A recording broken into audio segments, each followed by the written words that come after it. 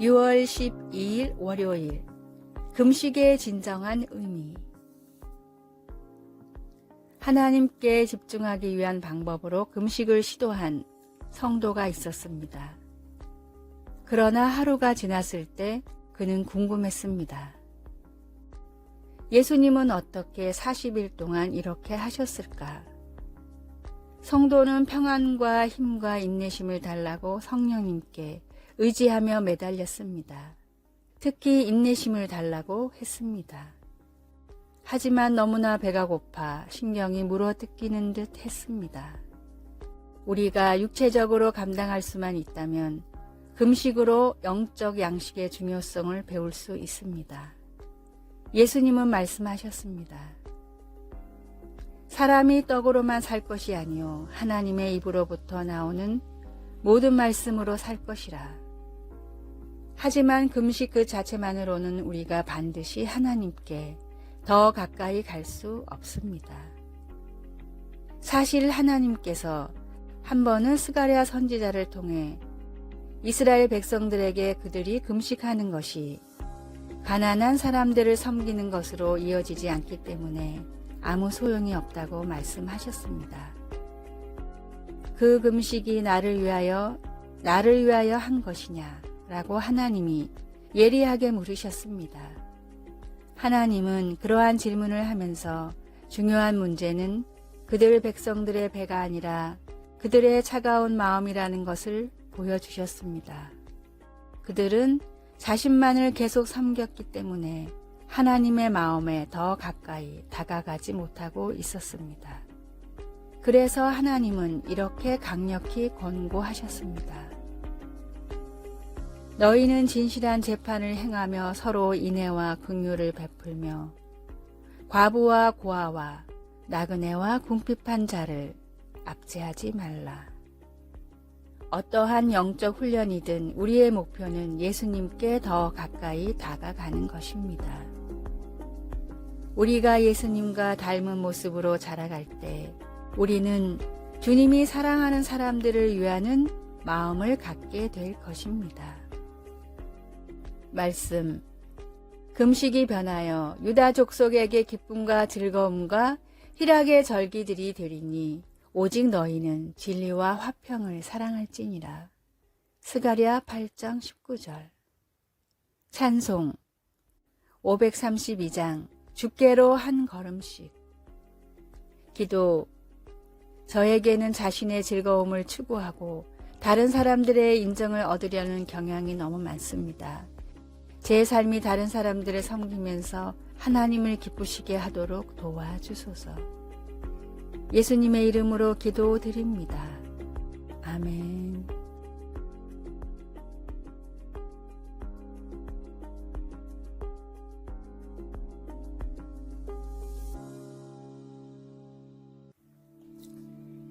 (6월 13일) 화요일. 불평의 이유.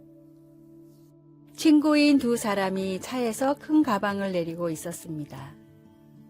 그런데 위에서 가방을 던지던 친구가 실수로 너무 강하게 던져 가방이 다른 친구의 머리에 맞는 사고가 일어났습니다.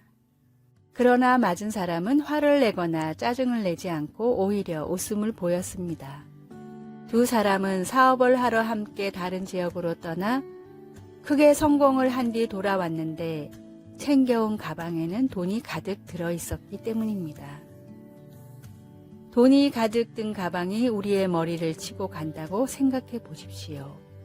혹이 나고 피가 난다고 해도 화보다는 웃음이 날 것입니다. 그런데 만약 하나님의 일을 하다가 고난을 겪는다면 어떨까요? 돈 가방과 같이 웃을 수 있을까요? 아니면 광야의 이스라엘 백성들처럼 작은 고난에도 바로 불평이 터져 나올까요?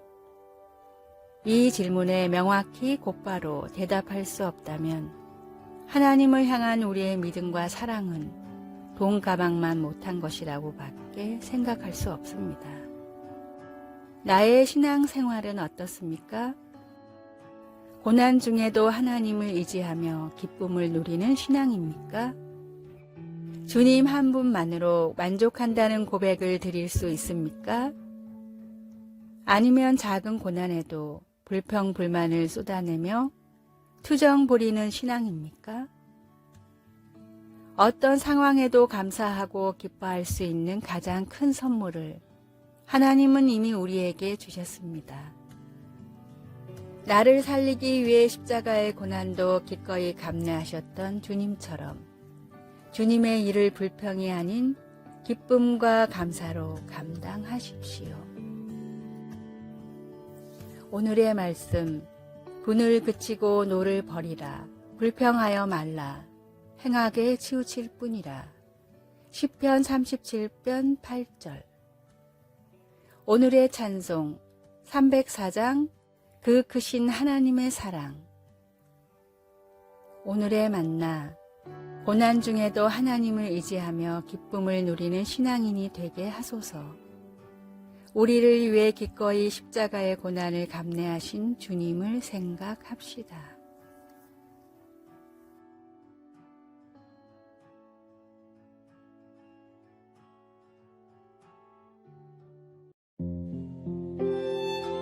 (6월 14일) 수요일. 권력의 남용. 오랫동안 감춰져 왔던 악행, 곧 여성을 권력으로 지배하는 남성들이 많은 여성들을 성적으로 학대한 사실이 드러나 가슴을 아프게 하던 뉴스들이 있습니다. 때론 우리가 존경하는 사람이 그런 학대를 했다는 증거를 듣고 가슴이 무너지기도 합니다. 교회도 이런 문제에서 예외가 아니었습니다. 다윗 왕도 자신의 잘못에 대한 심판을 받게 되었습니다. 어느 날 오후 다윗이 어떤 여자가 목욕하는 광경을 보게 되었다고 사무엘은 말합니다. 그리고 다윗은 그녀가 탐났습니다. 밧세바가 다윗의 충직한 부하군인 우리아의 아내였음에도 그는 아랑곳하지 않고 그녀를 취했습니다. 밧세바가 임신한 사실을 다윗에게 알리자 다윗은 크게 당황했습니다. 그래서 다윗은 비열한 계략을 꾸며 요압으로 하여금 우리아를 전장에서 죽게 만들었습니다. 다윗이 밧세바와 우리아에게 권력을 남용한 사실은 숨길 수가 없습니다. 사무엘은 그 사건을 우리에게 적나라하게 모두 보여주고 있습니다. 우리는 자신이 행한 악을 스스로 감당해야 합니다. 다윗은 하나님의 마음에 맞는 사람이었지만 자신이 한 행동에 책임을 져야 하는 한 인간이기도 했습니다.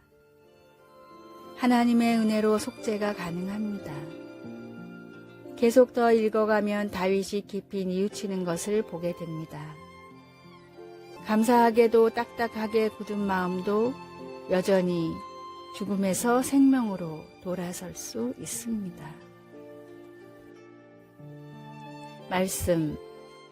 다윗이 행한 그 일이 여호와 보시기에 악하였더라. 사무엘하 11장 27절.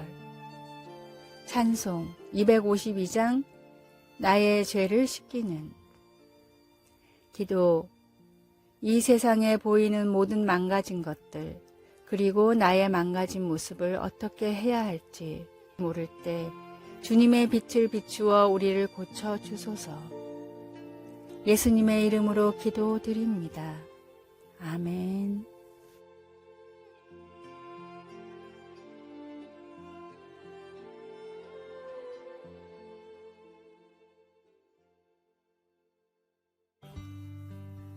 (6월 15일) 목요일.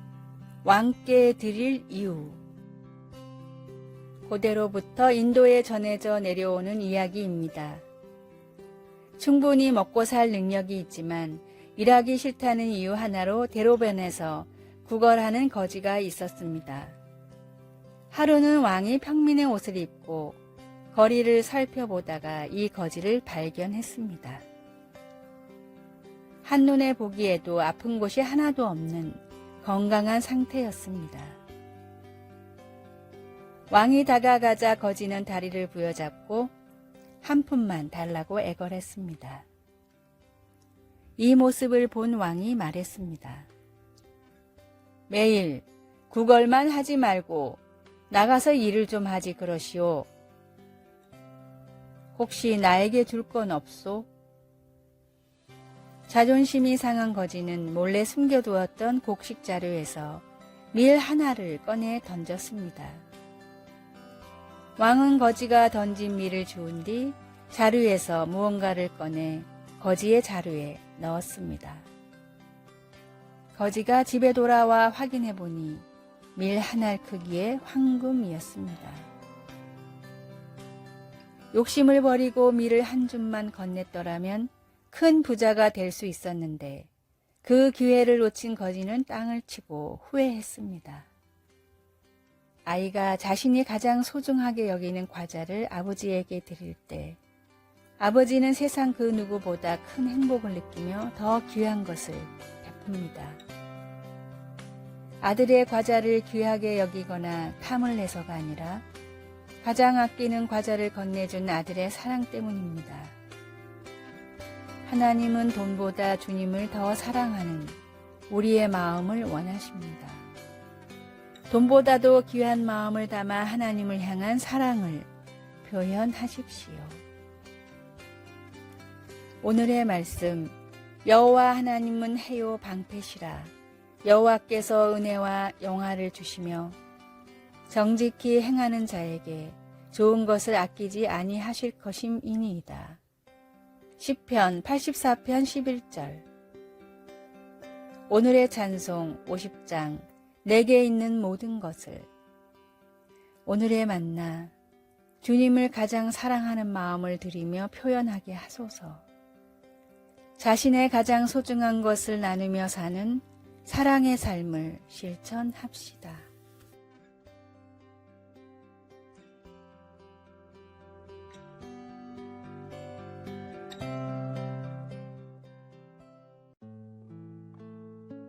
(6월 16일) 금요일.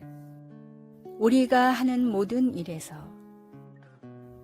1524년 마틴 루터는 상인들 사이에는 최고의 격언이자 규범 같은 것이 있는데 그것은 내게 이윤이 되고 욕심만 채워진다면 내 이웃에 대해서는 상관하지 않는 것이다 라고 했습니다. 200년이 더 지나서 뉴저지주 마운트 홀리에 살던 존 울머는 예수를 믿는 믿음으로 자신의 양복점 사업을 다르게 운영했습니다. 노예 해방을 지지하기 위한 한 방편으로 강제 노동을 시키는 회사로부터는 목화나 염료 상품을 구매하지 않은 것입니다. 그는 양심의 거리낌 없이 이웃을 사랑하고 모든 거래에 있어 정직과 성실을 실천했습니다.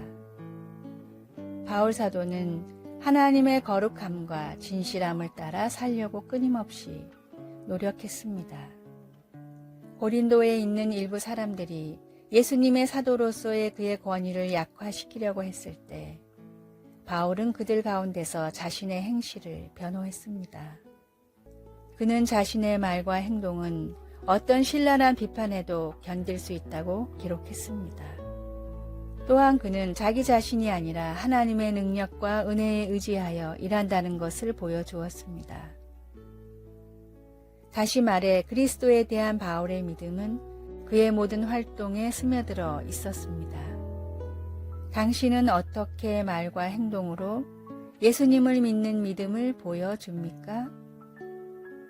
예수님을 믿는 사람으로서 다른 사람을 대할 때 정직과 성실이 필수인 이유는 무엇입니까? 말씀, 하나님의 거룩함과 진실함으로 행하되 하나님의 은혜로 행함은 우리의 양심이 증언하는 바니. 고린도후서 1장 12절. 찬송 502장 빛의 사자들이여. 기도.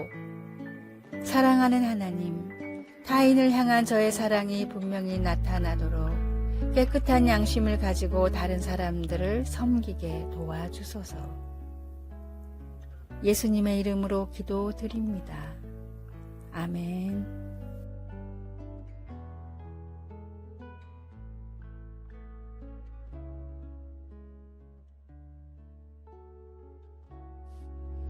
아래의 빨간색 글자 구독을 누르시어 더 많은 전도의 열매를 맺으시기를 기도합니다.